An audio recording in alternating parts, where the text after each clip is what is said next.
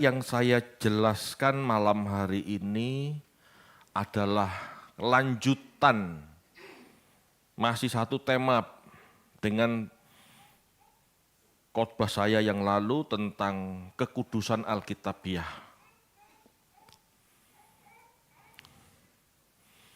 Ya, Bapak Ibu, kita perlu menghayati firman Tuhan dengan tepat, sehingga kebenaran firman Tuhan itu menjadi kenyataan. Kebenaran firman Tuhan menjadi kenyataan, bukan sekedar imajinasi. Bicara kekudusan, kesucian, seolah-olah kita kayak malaikat kita terbang. Nah, kekudusan itu berarti digunakan, dipisahkan, dibersihkan untuk digunakan. Tuhan gak mau perabotnya campur-campur dengan perabot yang lain. Itu bukan cuma dicuci bersih lalu masuk gudang. Tidak, yang disebut kudus itu dibersihkan untuk digunakan. Seperti Anda mau pakai piring, sebelum Anda pakai, dicuci dulu, baru Anda pakai. Enggak dicuci tok, masuk gudang, tidak. Yang namanya dikuduskan itu dicuci bersih, disucikan, lalu dipakai. Kalau dicuci tok, lalu tidak dipakai, itu tidak berguna. Dipakai tapi tidak dibersihkan. Orang Jawa Timur ngomong apa? Gila nih, betul? Jijiki. Tuhan tidak mau. Tuhan akan menguduskan kita, membersihkan kita, supaya kita layak pakai. Setelah itu dipakai, digunakan, pasti ada gunanya. Tidak mungkin tidak ada gunanya. Bapak Ibu, kata kados, ya, kata kados berarti dikhususkan untuk digunakan. Bukan sekedar dibersihkan, tetapi berfungsi atau berguna bagi Allah. Ada tujuan menciptakan, ya, ada tujuan Allah menciptakan, ada tujuan Allah membentuk kita sebagai perabotnya, sebagai alatnya. Ya, ada tujuan, tidak mungkin tidak ada tujuan. Setiap kita dalam diri kita sudah terancang, kita dibuat untuk apa? Sudah. Tinggal kita yang harus cari tahu, gunaku apa? Gunaku untuk kekerajaan sorga apa? Gunaku untuk proyek Tuhan apa? Jangan merasa sudah berjasa, jangan. Dan memang jangan perlu berjasa, kita cuma alat. Tetapi kalau kita nggak tahu kita diciptakan untuk apa, kita nggak akan pernah bermanfaat. Kita nggak akan pernah berguna. Kita harus cari tahu guna kita apa, manfaat kita apa diciptakan. Jangan merasa cukup dengan tidak berpikir kotor, mengampuni, rendah hati. Tidak cukup itu. Ya, kita harus berguna. Kita baca yuk, Mazmur 139 ayat 13.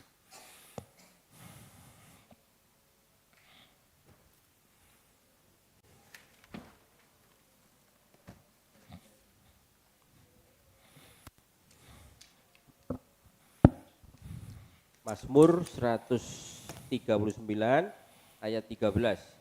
Sebab engkaulah yang membentuk buah pinggangku, menenun aku dalam kandungan ibuku.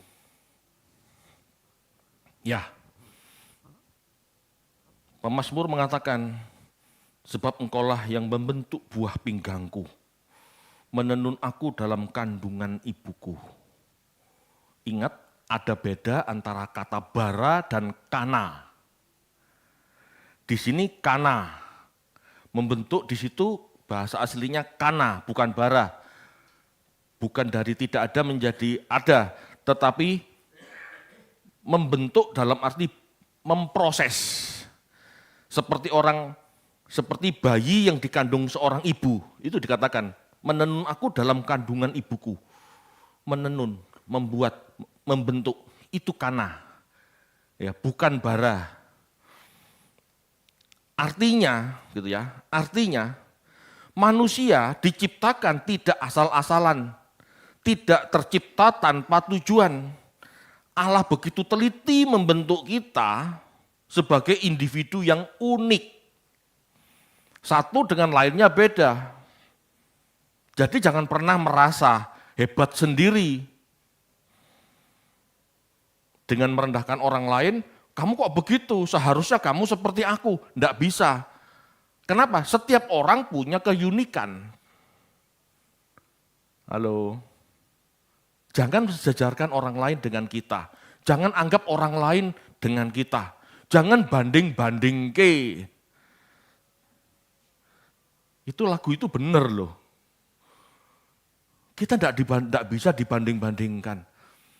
Anak kita saja, anak pertama, anak kedua, anak ketiga tidak sama persis. Pasti ada perbedaan. Keunikannya masing-masing, kelebihannya masing-masing, kekurangannya juga masing-masing. Di seluruh dunia ini Bapak Ibu tidak ada satu yang sama persis, bahkan kembar pun tidak sama. Itu sebabnya kita tidak pernah boleh membanding-bandingkan, menghakimi orang dari standar kita. Tidak bisa. Gitu ya. Membentuk kata kana adalah proses. Ada proses seperti ibu mengandung. Ya, ini menggambarkan jiwa manusia yang sedang dibentuk Tuhan. Hati nurani yang sedang dibentuk Tuhan. Dari kecil Bapak Ibu, itu sudah terproses, itu sudah digarap Tuhan. Dan semakin besar, ya, dan semakin sempurna. Semakin disempurnakan saat kita keluar dari kandungan ibu. Itu prosesnya terus loh. Bagaimanapun Anda terlahir dari orang kaya, dari orang miskin, terlahir dari suku apa, itu semua cara Tuhan memproses kita menjadi unik, menjadi sesuatu yang khas. Ya. Kelak, kalau kita sadar, kalau kita mengerti maksud Tuhan, tidak ada seorang pun yang bisa menggantikan posisi kita. Pos kita itu memang untuk kita. Halo. Bapak Ibu, dikatakan, engkau membentuk buah pinggangku, menenun aku dalam kandungan ibuku. Menenun itu membungkus, melindungi, bukan sekedar membentuk. Tapi menghalangi dari segala sesuatu yang tidak perlu. Menghalangi dari segala sesuatu yang tidak diperlukan dalam diri kita. Menenun, mengandung itu seperti menenun gitu ya, dalam kandungan, diproteksi dari luar. Di dalam rahim Tuhan membentuk kita. Di luar, begitu perocot keluar gitu ya, bayinya keluar, itu juga dalam perlindungan kan. Ada orang tua yang menjaga. Halo Pak Ibu. Kita disekolahkan, itu juga bentuk pendidikan, pembentukan, juga bentuk perlindungan. Jadi hidup kita tuh tidak sia-sia, hidup kita tuh tidak tanpa alasan gelondong, enggak. Ada rancangan Tuhan. Kita baca yuk. Mazmur 139 ayat 14 sampai 16. Ini ayat selanjutnya berarti. Mazmur 139 ayat 14 sampai 16. Aku bersyukur kepadamu oleh karena kejadianku dahsyat dan ajaib. Ajaib apa yang kau buat dan jiwaku benar-benar menyadarinya. Tulang-tulangku tidak terlindung bagimu ketika aku dijadikan di tempat yang tersembunyi dan aku direkam di bagian-bagian bumi yang paling bawah. Matamu melihat selagi aku bakal anak, dan dalam kitabmu semuanya tertulis hari-hari yang akan dibentuk sebelum ada satu pun daripadanya. Tolong jangan diubah dulu. Perhatikan ini. Matamu melihat selagi aku bakal anak. Allah memahami kita selagi kita masih dalam kandungan. Dan dalam kitabmu, dalam pengetahuan Tuhan, semua hari-hariku tertulis. Bahkan hal-hal yang belum terjadi, semuanya tertulis hari-hari yang akan dibentuk sebelum ada satupun daripadanya. Bapak Ibu, Tuhan tuh merancang kita. Tuhan tuh merancang David, merancang Anda. Dari lahir sampai mati dalam pengetahuan Tuhan. Masalahnya kehendak bebas kita. Apakah rancangan Tuhan itu terjadi dalam hidup kita atau tidak? Tergantung kita tahu mengarahkan kehendak bebas kita seiring kehendak Tuhan atau tidak. Kalau tidak, ya itu gak tertulis, itu gak tergenapi. Ayat ini gak tergenapi. Tetapi kalau kita tahu kita dirancang Tuhan buat apa, kita akan berjalan seiring. Kiri, kanan, kiri, seiring. Gak usah dipaksa, kita yang harus sadar, kita yang harus cari tahu. Bener enggak? Bener enggak langkah-langkah yang aku jalani ini sesuai dengan hari-hari yang Tuhan rancang? Ini PR hidup kita. Ini PR yang tidak pernah selesai sampai kita mati. Saya tadi siang ngomong sama Edo. Hari ini saja, detik ini saja saya masih memperkarakan. Benar enggak Tuhan? Jangan sampai aku salah. Kalau sampai salah, aku tidak sesuai dengan apa yang kau tulis dalam kitabmu.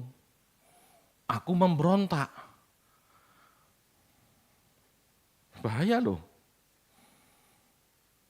Karena kalau kita tidak sesuai rencana Allah, kita meleset, kita memberontak dari kehendak Allah, kita mengacaukan proyeknya Tuhan. Kita mengacaukan proyek keselamatan Tuhan dalam hidup kita. Saya salah jalan, saya keluar dari jalurnya Tuhan dalam menyelamatkan beberapa orang. Begitu juga dengan Anda. Anda salah bertindak, Anda keluar dari jalurnya Tuhan, Anda tidak jadi alat kerajaannya, malah merusak.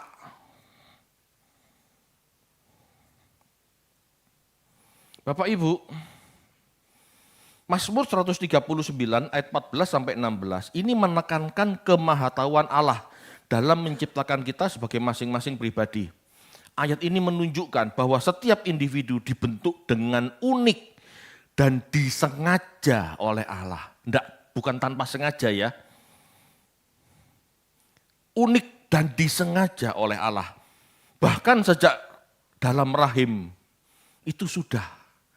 Kalau Bapak tahu, Ibu tahu, kalau kita mempelajari ilmu biologi, khususnya tentang DNA, di DNA kita sudah ada rancangan Tuhan dalam hidup kita. Bakat, minat, bahkan kematian kita sudah ditentukan. Halo, sudah ditentukan, kematian kita sudah ditentukan. Betul. Kita tidak bisa menolak kematian. Kita cuma bisa mengaktifkan DNA itu, mempercepat kematian, atau molor dari kematian. Itu tergantung kita. Minat kita, bakat kita kembangkan, kita push sampai terbentuk bakat yang bagus, atau tidak kita kembangkan tergantung kita, tetapi rancangan itu sudah ada dalam diri kita. Halo, jika kita sudah dirancang sama Tuhan A, B, C, tetapi kita nggak mau sadar dan tidak mengembangkan A, B, C yang Tuhan kasih, ini sama dengan menyia-nyiakan rancangan Tuhan dalam hidup. Itu sama dengan kita lari, desersi dari tugas Tuhan dalam hidup kita. Loh, kita harus cari itu. Ayat ini terkait dengan konsep kekudusan tentang pribadi masing-masing manusia sebagai ciptaan Allah yang istimewa dengan tujuan dan fungsinya yang khas. Bapak Ibu, bakat, minat, kesempatan adalah paket hidup yang harus dikembangkan dan dipertanggungjawabkan. Halo, bakat minat Anda apa? Kesempatan apa? Setiap saat kita hidup, setiap detik, setiap menit ada kesempatan apa? Kita maksimal enggak? Sebetulnya ini sama dengan yang apa dikatakan Tuhan di Lukas 19 ayat 13 sampai 27. Ya, ini terlalu panjang dibahas. Ini tentang perumpamaan mina. Pernah dengar ya? Ya sama. Anda dikasih potensi apa sama Tuhan untuk mengembangkan diri, untuk kerajaannya, untuk karya keselamatan. Apa? Kembangkan enggak? Atau dicuekin? Dikubur di tanah, dikubur itu artinya dicuekin, enggak dikembangkan, enggak mau tahu. Yang penting aku begini Pak. Itu bahaya loh Bapak Ibu. Tuhan mengatakan apa? Hei hamba yang jahat. Betul?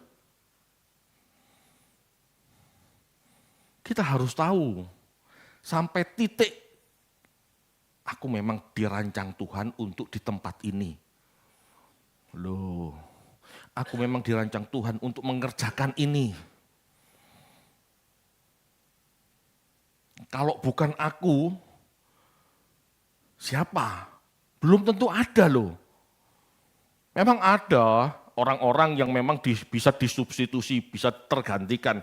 Tetapi tidak mungkin sama persis. Ada yang secara alami, ya, ada yang bisa dikatakan secara alami memang cocok di situ. Di mana posisi kita? Kita harus cari itu. Kita akan bermasalah jika kita tidak tahu fungsi kita. Ya.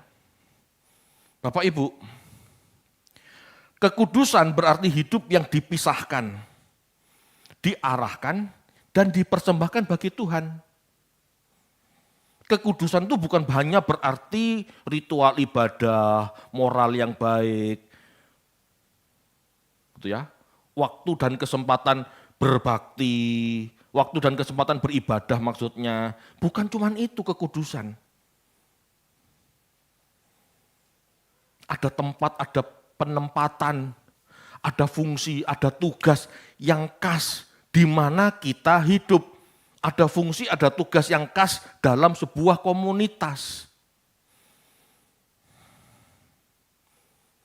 Tugas saya di komunitas ini menggali firman dan mengajarkan pada Anda. Itu tugas saya. Tugas Anda di gereja ini apa? Tugas Anda di lingkungan apa? Apakah Anda mendukung pekerjaan Tuhan? Bukan sekedar sibuk pelayanan ya, tetapi Anda sadari enggak bahwa aku harus berguna bagi Tuhan.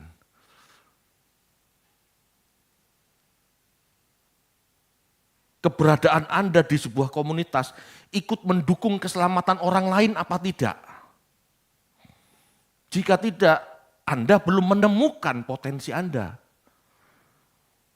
Anda belum tahu Tuhan sedang menciptakan Anda buat apa, Anda belum tahu. Orang yang mengerti ini Bapak Ibu, enggak gampang jadi kutu loncat, pindah gereja, tersinggung sama orang pindah gereja, enggak cocok sama seseorang pindah gereja, pindah komunitas, enggak gampang. Karena dia sadar, aku di situ untuk apa? Bukan untuk menyenangkan diriku.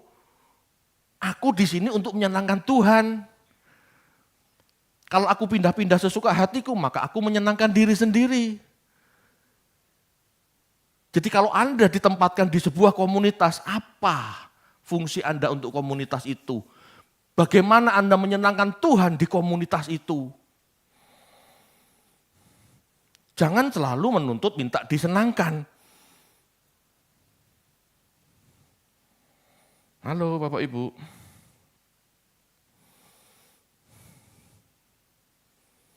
Tidak harus di gereja, bisa di marketplace. Lihat apa? Apa? Kira-kira apa yang dirancang Tuhan dalam hidupku untuk memberkati marketplace? Harus tahu. Bapak Ibu, ini adalah panggilan untuk menjadikan hidup sehari-hari sebagai tempat kehadiran Allah, tempat kehadiran ilahi yang menginspirasi banyak orang. Kira-kira kalau Anda hadir di sebuah komunitas, komunitas itu melihat Anda sebagai apa?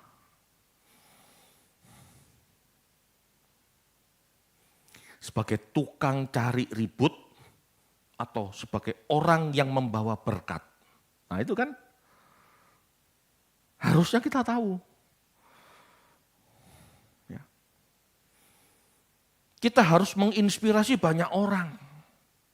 Meskipun tidak mudah orang melihat kebaikan kita, seperti yang saya pernah saya khotbahkan, tidak mudah.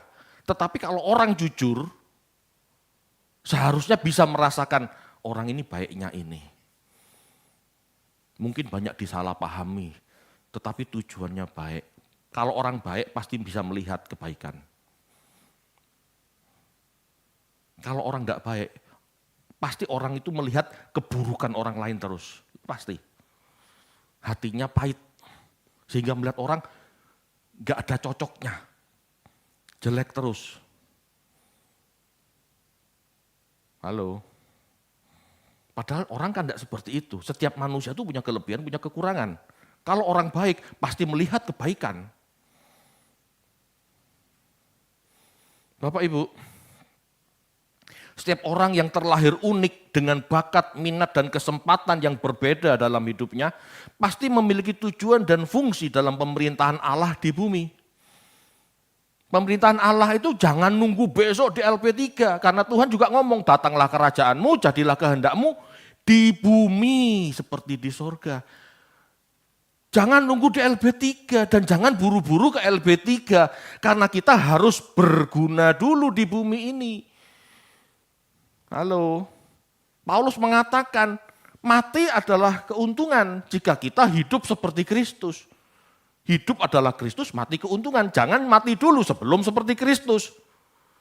Halo, jangan merasa sudah seperti Kristus lalu merasa mati keuntungan. Belum tentu. Perkarakan ini. Kalau gak berguna, jangan mati dulu. Halo. Anda belum mengumpulkan harta di sorga. Kok mau mati? Halo. Pikirkan apa yang sudah Anda lakukan untuk Tuhan. Halo. Pikirkan apa yang sudah Anda lakukan untuk Tuhan. Kerjakan itu. Maksimalkan, bertumbuhlah, berbuahlah. Kalau ujuk-ujuk mati, itu keuntungan. Amin. Mati itu kan pasti. Yang perlu dipikirkan, sebelum aku mati, sudahkah aku mengumpulkan harta di surga? Sudahkah aku berbuah? Supaya matiku menjadi sebuah keuntungan. Kan begitu Bapak Ibu.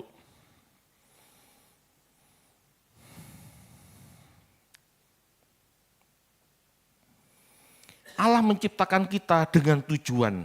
Ada fungsinya dalam pemerintahan Allah di bumi.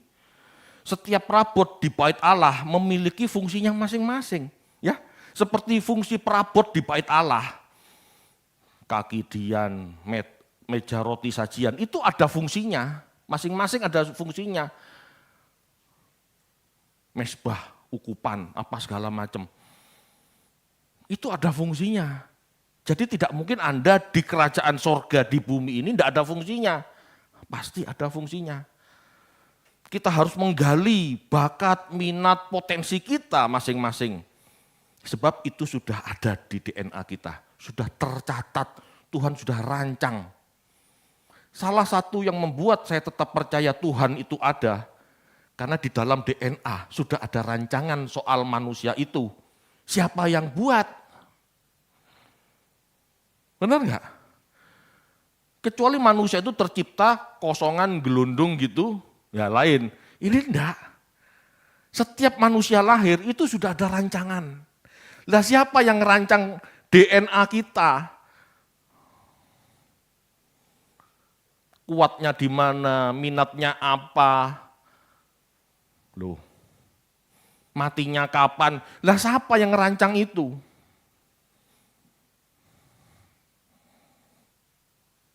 Bapak Ibu, ayo sadari. Dari penempatan kita lahir, ya, dari bayi kita sudah ada DNA. Penempatan kita lahir berkembang di mana, terdidik oleh siapa, memiliki pengalaman hidup seperti apa. Semua itu mengandung tujuan ilahi. Semua itu baik untuk membentuk kita.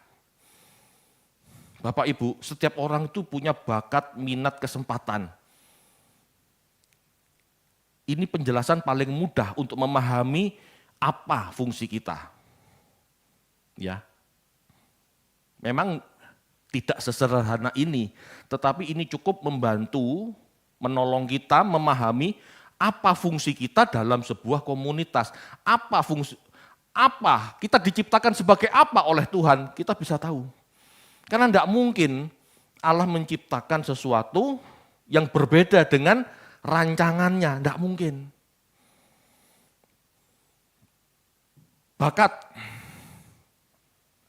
Bakat adalah kemampuan alami atau potensi bawaan yang dimiliki seseorang.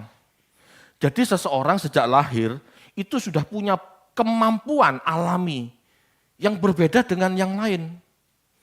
Bakat ini memberi fondasi awal terhadap apa yang bisa dicapai dengan lebih mudah dibanding orang lain. Begitu Bapak Ibu. Ada orang ya melihat gitar, begitu pegang, coba-coba, bisa. Berarti bakatnya musik, gitar. Tetapi ada seseorang les gitar setengah tahun, nggak bisa. Halo? Saya ngomong begini bukan berarti akhirnya orang ini tidak bisa main musik. Enggak. Bisa juga, tapi dibutuh kerja keras lebih. Tapi orang kalau punya bakat, otodidak saja bisa. Jreng, jreng, jreng gitu. Betul? Ada kan orang begitu? Saya itu sudah coba Bapak Ibu. Enggak bisa. Bener. Bener enggak bisa. Jujur, swear. Yang kedua, ada yang namanya minat.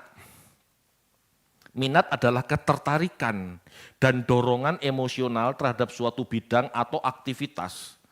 Minat ya, itu ketertarikan kita. Betul.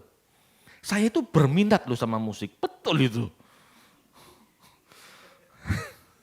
Jangan dipikir Anda enggak jangan dipikir ya, saya itu enggak kepingin main musik, kepingin banget. Cuman masalahnya enggak ada bakat. Ya. Minat adalah ketertarikan atau dorongan emosional terhadap suatu bidang atau aktivitas. Minat membuat seseorang mau belajar, berlatih, bertahan dalam menghadapi tantangan, itu minat. Kalau orang enggak punya minat, gitu ya. Kalau orang enggak punya minat, belajar sedikit, taruh dah.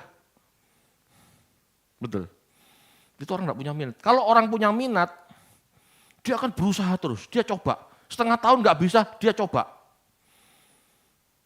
Lah Pak David enggak bisa gitar, sudah coba belum? Sudah. Di Di SMP, di SMA kan ada pelajaran musik. Betul enggak? Kan suruh pegang satu alat. Ayo anak-anak pilih satu alat. Saya pilih gitar. Lah setahun pelajaran nggak bisa-bisa ya. Iya. Itu betul.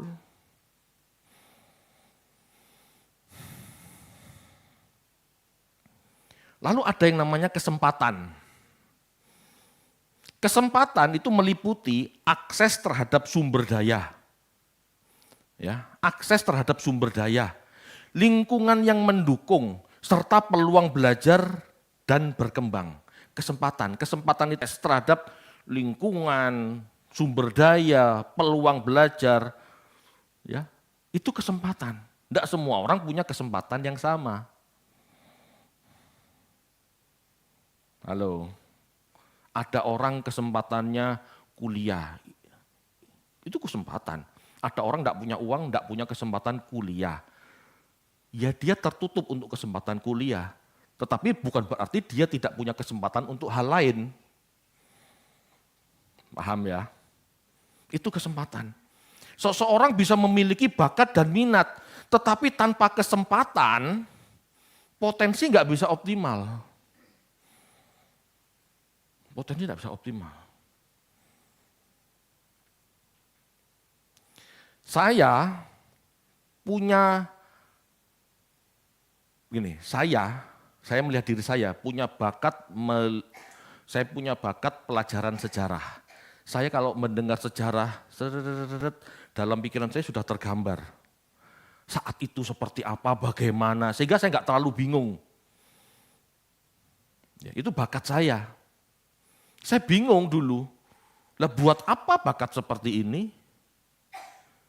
Betul enggak? Bingung. Ternyata saya temukan setelah saya sekolah Alkitab.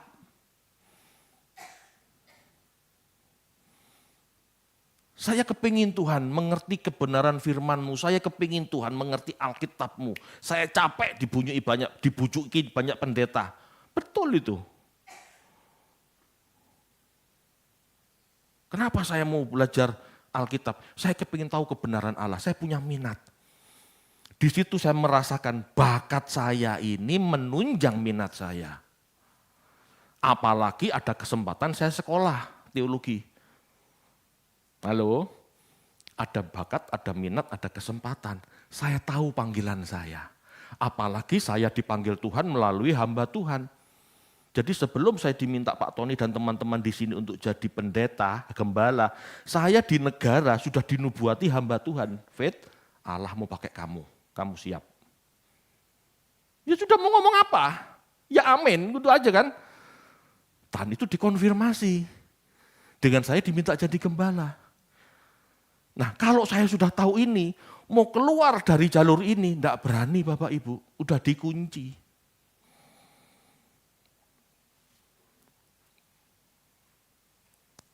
Cari apa potensi Anda, cari tujuan Tuhan menciptakan Anda, temukan Anda dikunci di mana sama Tuhan. Temukan Anda harus jadi berkat di mana. Tidak mungkin tidak mungkin seseorang tidak jadi berkat, tidak mungkin, pasti bisa, tapi temukan.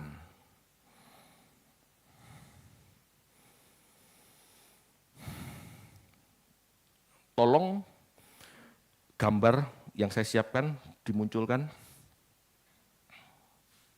Nah ini, ada bakat, minat, kesempatan. Hasilnya beda-beda. Ada bakat, ada minat, ada kesempatan, potensi berkembang maksimal. Potensi berkembang maksimal itu bukan masalah hidup, banyak uang apa tidak ya. Potensi berkembang maksimal itu kita lebih menemukan jati diri kita dan untuk apa kita diciptakan. Paham ya? Bakat ada, minat tidak ada, kesempatan ada. Potensi bisa berkembang tapi kurang motivasi. Betul enggak? Bakat, minat tidak ada, bakat ada, minat Tidak ada. Kesempatan ada. Potensi bisa berkembang, tapi kurang motivasi. Dulu Bapak Ibu SMP saya pernah dimasukkan papa saya ke sebuah sasana tinju. Saya nyanyi enggak bisa, saya main musik enggak bisa. Tapi jab, straight, hook kiri, hook kanan, menurut pelatih saya berbakat. Halo. Tapi saya enggak minat jadi petinju. Kesempatan ada.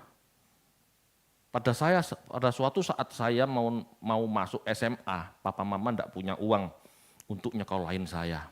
Ya sudah, saya putuskan, saya jadi petinju. Saya enggak minat sebetulnya. Tetapi karena itu satu-satunya bakat saya akhirnya menjurus ke situ. Tapi puji Tuhan, ada pertolongan Tuhan yang bisa membuat saya masuk SMA. Akhirnya saya tidak jadi petinju. Ada minat, ada bakat, tapi saya enggak minat. Lah maksud anak Tuhan, bukan salah jadi petinju ya, tetapi kok kesannya brutal banget gitu kan. Apalagi di gereja Pantai Kosta, kan kesannya itu dosa, kasar kan gitu. Bapak Ibu, kita punya pikiran, kita punya perasaan, kita punya kehendak yang harus kita arahkan. Ada bakat, tidak ada bakat, misalnya itu, tidak yang 1, 2, 3, 4, tidak ada bakat. Minat ada, kesempatan ada. Ini potensi bisa muncul lewat latihan keras. Seperti saya tadi katakan, orang belajar gitar kalau yang punya bakat otodidak saja bisa. Orang belajar gitar enggak punya bakat, tapi dia punya minat. Les 6 bulan, setahun, tetap bisa kok. Betul enggak? Bisa, pada akhirnya bisa. Itu Bapak Ibu ya, itu ya hubungan bakat, minat dan kesempatan harus sinkron. Harus Anda putuskan yang mana Tuhan. Seperti apa aku harus lakukan hidup ini. Jangan cuma karena senang Anda, jangan cuma karena kita suka, tetapi kita pertimbangkan, Tuhan, mana kehendak-Mu bagiku. Bapak Ibu,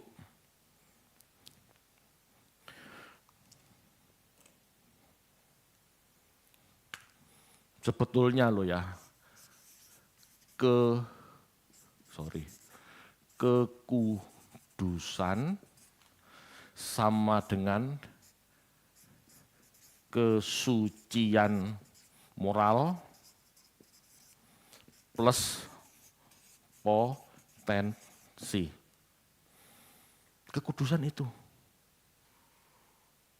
Kesucian tanpa potensi tidak berguna. Potensi tanpa kesucian moral jadinya sombong. Betul enggak? Punya potensi, punya bakat, punya minat, punya kesempatan, bisa lakukan sesuatu, misalnya jadi WL, misalnya jadi pendeta. Kalau dia enggak punya kesucian moral, dia sombong. Dia akhirnya merasa dirinya someone. Tapi kalau kita punya kesucian moral, kita tahu semua ini rancangan Allah, kita bisa rendah hati, bukan karena kuat gagahku, dan kita melakukan potensi kita, dengan keberkenanan Tuhan. Tuhan disenangkan karena kamu melayani dengan kesadaran, bukan kesombongan. Kita melayani dengan kerendahan hati untuk memuliakan Tuhan, bukan cari panggung sendiri. Hati-hati Bapak Ibu, jangan dipikir semua pendeta itu kudus. Banyak yang punya potensi tapi tidak punya kesucian moral. Atau sebaliknya, merasa suci tapi tidak potensi. Banyak yang seperti itu juga. Akhirnya apa? Tidak berguna.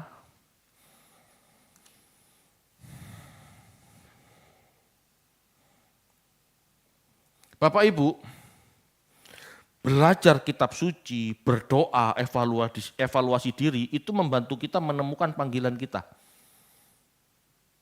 Ayo belajar firman Tuhan, ayo berdoa, evaluasi diri, apa kelebihanku, apa kekuranganku. Kita harus tahu kekuranganku untuk kita perbaiki, kelebihanku untuk kita kembangkan, kita maksimalkan. Bapak Ibu, belajar berdoa, ya belajar dan berdoa akan membantu kita menemukan panggilan kita. Untuk apa kita dilahirkan. Bahkan melalui pengalaman hidup kita, ya bahkan melalui pengalaman hidup yang kita lalui, kita bisa menemukan, mengembangkan apa sih yang Tuhan rancang dalam hidupku? Bisa. Kita punya 2 dari 3 faktor ini, sebetulnya bisa kita menemukan. Ya. Kesempatan itu pasti ada, karena setiap orang kan punya usia. Betul ya? Perkara usianya nanti beda-beda, 60, 50, 70, terserah. Tetapi selama kita hidup itu kesempatan. Nah, cari yang satu, bakat minatnya. Lakukan sesuatu. Sudah seharusnya kita di dunia ini tahu, sudah seharusnya kita di dunia ini tahu secara realistis dan spesifik apa bagian kita yang bisa kita persembahkan. Di mana setiap orang berbeda.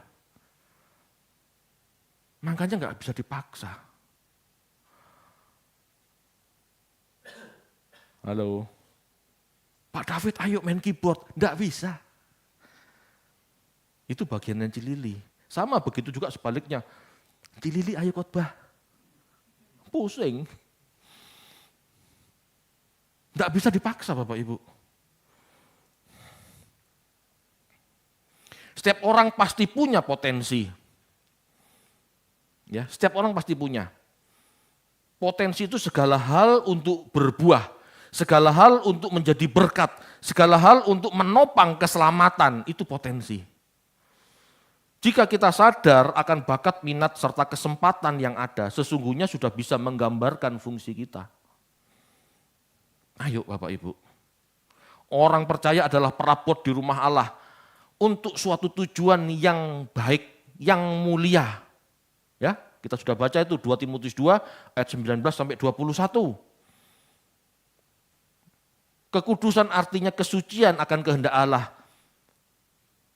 Tetapi bukan sekedar moral, bukan sekedar kesucian moral, tetapi ada fungsi, ada sesuatu yang dikhususkan, ada kekudusan, yang berarti masing-masing orang dikhususkan untuk suatu tujuan tertentu dalam arti dipersembahkan. Pada saat saya menemukan panggilan saya, ya itulah saya yang persembahkan. Pada saat saya menemukan, saya diciptakan untuk apa? Saat itulah saya harus persembahkan. Ada yang sakit. Apa keinginan, apa yang sakit? Yang membuat saya sakit apa? Saya tidak keberatan kok melayani Tuhan. Tetapi ada sesuatu yang saya tinggalkan. Apa? Pekerjaan. Cita-cita saya kepingin jadi orang kaya, di mana saya setiap bulan jalan-jalan, itu kan keinginan saya, harus saya tinggalkan. Harus saya korbankan. Supaya setiap minggu, Selasa, Kamis, khotbah. Halo, itu namanya persembahan. Sakit, tapi itu yang terbaik yang saya punya. Itu persembahan. Ya. Bapak Ibu, menyanyiakan potensi diri berarti tidak mau menjadi perabot Tuhan. Betul enggak? Punya potensi tapi enggak mau melayani, punya potensi tapi nggak mau dikembangkan sehingga rencana Tuhan dalam hidup kita tidak tercapai. Itu sama dengan menyia-nyiakan. Bahkan bisa disebut pemberontak.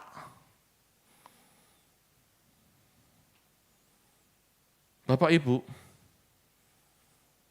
meskipun potensi kita tidak tampak hebat seperti orang lain gitu ya, seharusnya kita tidak perlu berkecil hati.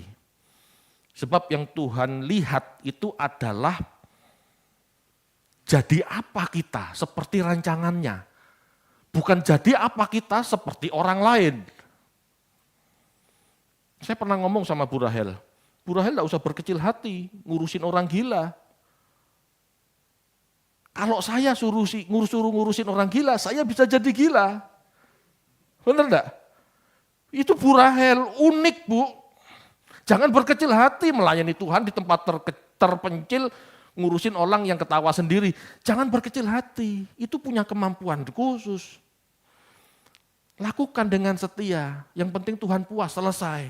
Enggak usah dibanding-bandingkan, saya enggak bisa seperti Pak David. Ya memang tidak, karena kita diciptakan berbeda. Tapi kalau ibu sudah tahu fungsinya, lakukan dengan setia. Saya sudah tahu tugas saya lakukan dengan setia. Amin Bapak Ibu, ayo temukan. Terutama Anda yang muda-muda, yang umurnya masih panjang. Supaya Anda enggak ngelantur kemana-mana. Bapak Ibu, mati itu pasti. Jangan buru-buru sebelum mengembangkan potensi kita. Mati itu keuntungan jika kita hidup seperti Kristus. Renungkan ini. Halo, ayo kita mau menjadi kudus yuk. Bukan sekedar suci secara moral. Bukan cuman benar dalam arti pikiran. Tapi kita harus mengembangkan potensi. Sehingga apa yang Tuhan beri berguna, bermanfaat bagi kerajaannya. Amin. Cukup ya, karena saya sebentar lagi ada kesaksian, ya kita berdoa dulu. Selamat malam Bapak Ibu. Sebelum saya sharing ya, saya berbagi, ada baiknya saya pikir saya perkenalkan diri dulu. Saya Edo, saya dari Jakarta, dari tepatnya SDT Ekumene Jakarta.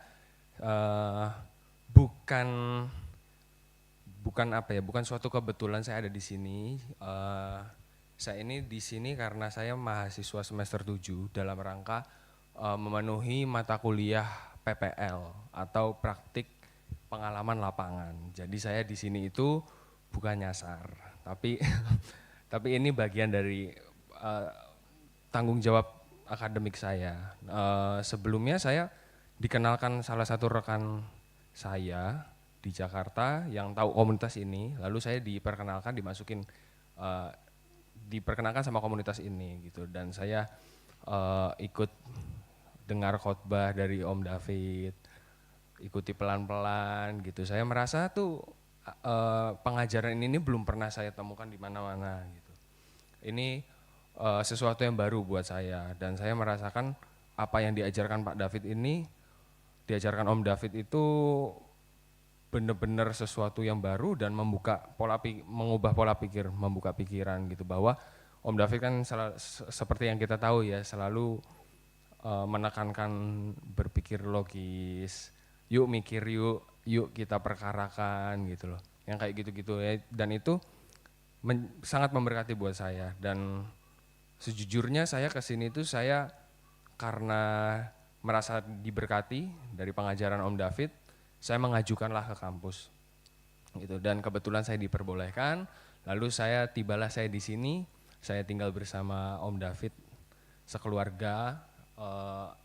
Terus terang Bapak Ibu, sudah kurang lebih 2 bulan saya ada di sini. Saya sejak 9 Juli. Sejak 9 Juli saya tiba di sini, sudah kurang lebih 2 bulan. Banyak hal yang saya dapat di sini, terus terang Bapak Ibu. Dari kehidupan pribadi saya, tinggal bersama Om David sekeluarga, lalu ada di komunitas ini, bisa mengenal Bapak Ibu, saya punya teman-teman baru, saya melihat wajah-wajah baru, saya juga mendapat pola pikir yang baru, komunitas baru yang secara pribadi sangat memberkati buat saya. Pertama tuh saya di sini sudah punya ekspektasi sebenarnya, bahwa Om David akan seperti ini, keadaan di Banyuwangi ini, di komunitas Banyuwangi seperti ini. Ternyata yang ketika saya sampai di sini, di luar dugaan saya sebenarnya, di luar ekspektasi saya, dalam arti positif ya, bahwa ternyata yang saya dapat nggak seperti yang saya harapkan di Jakarta sebelum saya di sini. Ternyata saya dapat banyak gitu loh, dalam hal akademik, bahkan tidak hanya kognitif ya, dari masalah saya tuh diajar Om David masalah belajar, masalah yang kelihatannya remeh gitu, saya luput juga gitu, nggak memperkarakan ini. Ternyata saya di sini belajar lagi tentang pentingnya belajar, pentingnya berpikir, pentingnya baca buku, itu saya belajar lagi gitu loh.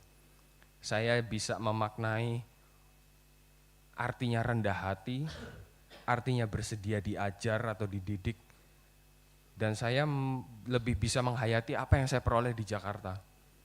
Yang namanya rendah hati itu ya masih lebih embel-embel gitu kalau menurut saya, masih lebih cuma omong tok. Tapi kalau di sini saya terus terang merasakan, tinggal bersama Om David, saya sharing setiap pagi, kita sharing dari jam 8, kurang lebih jam 8 sampai jam 11. Kita berbagi banyak hal dan Om David ngasih banyak wejangan yang sangat memberkati buat aku. Itu sangat mendidik, sangat baik. Itu bahwa aku ini masih muda, aku harus pentingnya bersedia diajar, pentingnya rendah hati, dididik, mau dididik gitu loh. Saya belajar lagi untuk berkaca, untuk mawas diri, jangan merasa tahu doh. Kamu itu belum tahu banyak. Gitu. Dan saya memang frasa-frasa seperti itu, kalimat-kalimat seperti itu yang tadinya saya dengar di Jakarta itu nggak terasa, tapi kalau di sini tuh saya berasa, karena itu benar-benar sesuatu yang mendarat gitu loh, yang saya rasakan tiap hari. Jadi saya lebih bisa menghayati. Lalu saya juga di Jakarta saya cuma melihat Om David khotbah, tapi di sini saya melihat apa yang Om David khotbahkan. Gitu loh. Bagaimana beliau itu dedikasinya yang belum pernah saya lihat di teolog Indonesia manapun. Saya belum pernah tahu ada teolog yang seperti Om. Bisa sebegitu berdedikasinya sampai meninggalkan pekerjaan demi ngoprek Alkitab gitu. Demi membongkar isi Alkitab. Aku melihat sendiri gitu bagaimana Om David itu sebegitu seriusnya, sebegitu sungguh-sungguhnya. Mau khotbah aja persiapan bisa berhari-hari sebelumnya, kadang H-7 dia udah punya bahan. Bahkan Om David pernah cerita dia punya bahan yang sudah disiapkan jauh-jauh, sudah berbulan-bulan, baru kemudian dikhotbahkan hari-hari ini gitu. Dan aku sangat terberkatinya itu bukan karena ngomong gitu. Om David memberikan teladan, juga Om David memberikan pelajaran tidak hanya secara kognitif, tapi juga memberikan pelajaran hidup yang itu akan berguna di ke depan gitu loh. Lalu di sini aku juga merasakan bahwa komunitas ini komunitas yang sehat gitu, komunitas yang belum pernah aku temui di Jakarta juga sih sebenarnya. Karena di sini aku melihat tulusnya Bapak Ibu, tulusnya melayani, lalu juga keramahan Bapak Ibu gitu aku melihat. Terus waktu aku ikut Om David ke Hot Selatan, salah satu komunitas ini, saya merasakan juga, saya terus terang bilang sama Om David, saya terenyuh gitu. Saya belum pernah lihat ada komunitas yang bisa, ya ampun, setulus ini gitu loh. Mereka dengan lugunya, dengan ya keadaan mereka ya sebagai orang desa gitu kan, kok bisa ya serendah hati ini gitu loh. Dan saya memang terus terang banyak tertampar di sini sebagai mahasiswa teologi ya, sebagai seminarian, saya banyak ketampar gitu.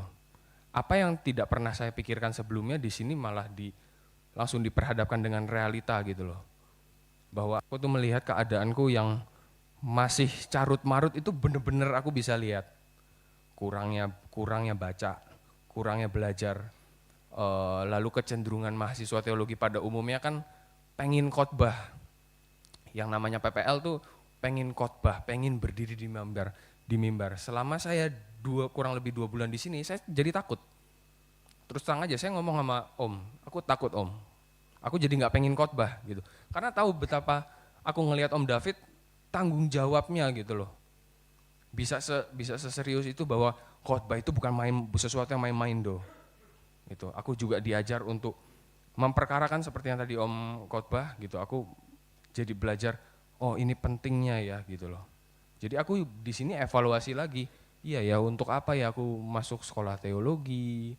Untuk apa aku belajar sebanyak ini? Kalau aku sendiri tidak memperkarakan, aku masa bodoh gitu. Aku jadi buang waktu. Tapi di sini Om David banyak ajarin aku untuk serius, yang serius tuh. Gitu. Kamu denger ini juga bukan asal denger, tapi kamu harus perkarakan gitu. Om David kalau sharing gitu, aku tadi bilang sama Om, banyak yang aku belajar, tapi satu sisi aku jadi resah dan gelisah juga. Gitu. Satu sisi aku senang dapat apa ya, dapat banyak masukan, dapat banyak pengetahuan, dapat banyak wejangan hidup, senang. Tapi di pihak lain aku merasa juga ini bikin aku resah, gelisah gitu. Kadang kalau lagi bahkan sebelum tidur, aku kalau kepikiran apa yang Om ngomong itu kadang-kadang jadi apa ya, berat gitu loh. Karena oh ternyata kita harus seserius ini memperkarakan hidup kita gitu loh. Apalagi aku yang masih muda, aku harus tahu aku mau ngapain, aku harus apa gitu. Tapi pelan-pelan Om menuntun aku, dengan sabar juga ngajarin aku melihat di sini, aku bahkan merasakan, nggak cuma lihat, merasakan kebaikan Om David, Bapak Ibu juga, kebaikan Bapak Ibu, kebaikan Om David, kebaikan Tante Tina, juga keluarga di sini, benar-benar jadi berkat buat aku. Aku di sini nggak hanya untuk yang nggak berasa kayak kuliah jadinya gitu loh. Aku lebih dari sekadar kewajiban kuliah, tapi di sini aku benar-benar mendapatkan apa yang aku pengen gitu loh. Karena sebenarnya selain karena alasan akademik, aku kesini memang karena pengen berguru. Gitu, pengen berguru sama Om. Aku udah bilang sama salah satu temanku, aku pengen kesini gitu. Makanya aku sempat izin ke Om untuk boleh nggak Om aku kesini, karena aku pengen berguru lah gitu. Mungkin itu ya Bapak Ibu ya. Sebelum saya tutup, saya mau sampaikan terima kasih untuk Om David, untuk Tante Tina, untuk BK, untuk Sharon, untuk Grace, dan terima kasih banyak untuk Bapak Ibu sekalian yang sudah menerima saya, juga memperlakukan saya dengan baik, juga bersedia untuk membimbing saya, mengajarkan saya banyak hal. Terima kasih untuk ketulusan dan keramahan Bapak Ibu sekalian. Terima kasih.